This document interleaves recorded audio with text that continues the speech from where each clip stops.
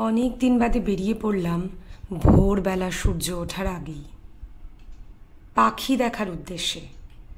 আমার সঙ্গী অল্টোকে নিয়ে বেরিয়ে পড়লাম ক্যামেরা নিয়ে।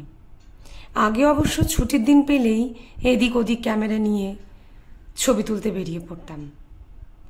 এখন মা হওয়ার পর থেকে এই হবি অনেকটাই ব্যাকসিটে চলে গেছিল।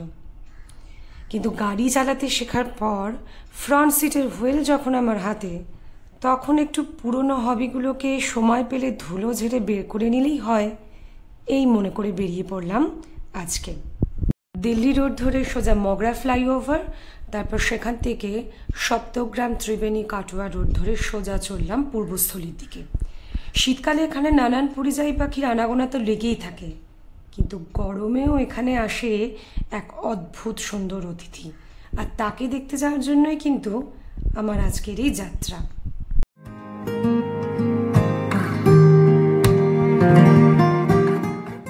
সুন্দর দুপাশে সবুজ, অসংখ্য আম গাছ, বেল গাছ আর অসংখ্য বাম্প পেরিয়ে পৌঁছে গেলাম আমার গাইডের দেওয়া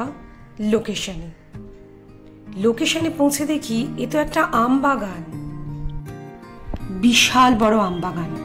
এত বড় আম বাগান আমি আজ অব্দি কখনো দেখিনি। চারিদিকটা ঘুরে দেখার লোভ হলেও ভাবলাম আগে যে কাজে এসেছি সেটা করে নিয়ে আম বাগানে ঘুরতে বেরোবো। আমার বাহনকে একটা আম গাছের তলায় রেখে ক্যামেরা বার করে আমি রেডি হলাম। প্রায় 10 বছর হলো ছবি তুলছি পাখি, পশুর, কিন্তু কখনো আজকে যে পাখিটা দেখার জন্য এসেছি তাকে সামনে থেকে দেখার বা লেন্সবন্দি করার সুযোগ হয়নি। আজকে হবে তো, দেখাই যাক কপালে কি আছে। শুকনো পাতায় মচমচ আওয়াজ হবে এটা ভেবে অতি সন্তর্পণে পা টিপে টিপে এগোতে থাকলাম যেখানে সবাই দাঁড়িয়ে আছে ওইখানে। একটু কাছে গিয়ে ক্যামেরায় চোখ রেখে দেখলাম একটা শুকনো ডালে কাপের মতো দেখতে বাসা বানিয়েছে সেই পাখি, আর সেখানে কিছু ছানা হাঁ করে খাবার জন্য ছটফট করছে। বাসাটা দেখতে কেমন 3 কোণা, দেখে মনে হলো এটা একটা আম গাছের শুকনো ডাল। তাহলে কি বড় পাখিটাকে দেখতে পাবো? আশায় বুক বেঁধে ক্যামেরায় চোখ লাগিয়ে বসে থাকলাম। গরমে বসে থাকতে থাকতে ঝিম ধরে গেছিল।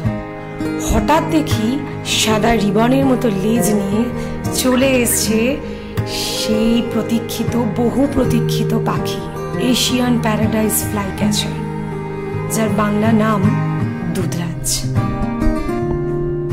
গাইড জানালেন এটি মেল, যে মেলের যত বেশি বয়স তার তত লম্বা লেজ, অর্থাৎ লেজের বাহার দেখে কিন্তু এদের এজের বাহারও বোঝা যাবে। বাবা দুধরাজ উড়ে যেতেই আগমন হলো মা দুধরাজের।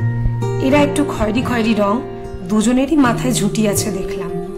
গাইড জানালেন এরা কিন্তু ভীষণভাবে লয়াল। কিছুক্ষণের মধ্যেই ঝিরঝির করে বৃষ্টি নামলো, আর তখনই দেখলাম সে অপূর্ব সুন্দর দৃশ্য, মায়ের যত্ন। বৃষ্টির ফোঁটা যাতে বাচ্চার গায়ে না লাগে ডানা ছড়িয়ে বসে বাচ্চাগুলোকে আগলে রাখতে লাগলো দুধরাজ মা। বৃষ্টি বন্ধ হলে আরো একটু ছবি টবি তুলে নিয়ে আমার কাঁঠালের বাগানে একটু ঘুরে নিয়ে এবার আমার বাড়ি ফেরার পালা। এসেছিলাম হোয়াইট প্যারাডাইস ফ্লাই ক্যাচার মেলের ছবি তুলবো বলে। বোনাস পেলাম মা বাবা দুজনে মিলে খাওয়াচ্ছে এই অদ্ভুত সুন্দর দৃশ্য। শুধু কি ছবি তুললাম? না, একটা ছোট্ট জিনিস প্রকৃতির কাছ থেকে শিখে বাড়ি ফিরছি। মা বাবা কি সুন্দর নিজেদের দায়িত্ব ভাগ করে নিয়েছে, অক্লান্ত পরিশ্রম। দুজনেই উঠছে, আসছে, যাচ্ছে, খাবার জোগাড় করছে, খাওয়াচ্ছে, অন্য পাখিদের তাড়িয়ে দিচ্ছে। কত কাজ, কারোকে কোনো কমপ্লেন করা নেই। প্রকৃতি এদের নিজে থেকেই শিখিয়ে দেয়।